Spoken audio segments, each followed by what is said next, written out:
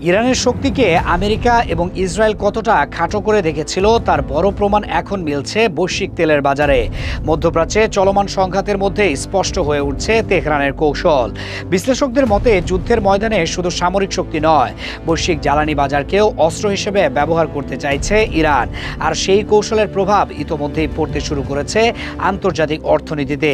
ইরানের পরিকল্পনা ছিল খুবই পরিষ্কার, বিশ্বের গুরুত্বপূর্ণ তেল উৎপাদন ক্ষেত্র এবং জ্বালানি পরিবহন চাপ সৃষ্টি করে পশ্চিমা অর্থনীতির ওপর বড় ধাক্কা দেওয়া।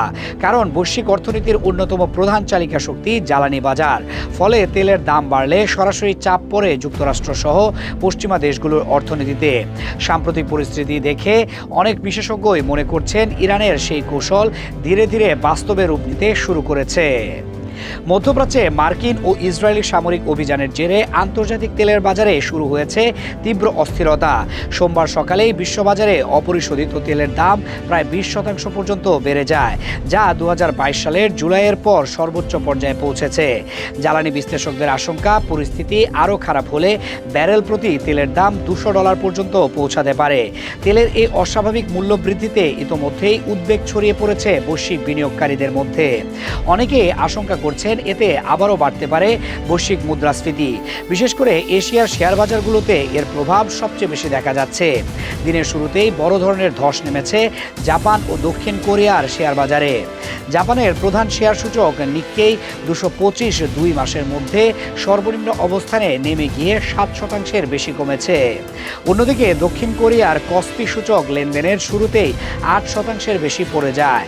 পরিস্থিতি এতটাই খারাপ হয়ে উঠে যে বাজার স্থিতিশীল রাখতে কিছু সময়ের জন্য লেনদেন বন্ধ করে দেওয়া হয়। এদিকে আন্তর্জাতিক বাজারে অপরিশোধিত তেলের দাম দ্রুত বেড়ে ব্যারেল প্রতি $100 সীমা অতিক্রম করেছে। মার্কিন বেঞ্চমার্ক ওয়েস্ট টেক্সাস ইন্টারমিডিয়েট বা WTI এর এপ্রিল সরবরাহের তেলের দাম পৌঁছেছে প্রায় $111। ট্রেডিং ইকোনমিক্সের তথ্য বলছে মধ্যপ্রাচ্যে উত্তেজনা বাড়ার পর থেকেই ক্রমাগত বাড়ছে তেলের দাম। এই পরিস্থিতির প্রভাব পড়তে শুরু করেছে বিভিন্ন দেশের মুদ্রা বাজারেও। ভারতের মুদ্রা রুপির মান দ্রুত কমে ডলারের বিপরীতে প্রায় 92 রুপির কাছাকাছি নেমে এসেছে।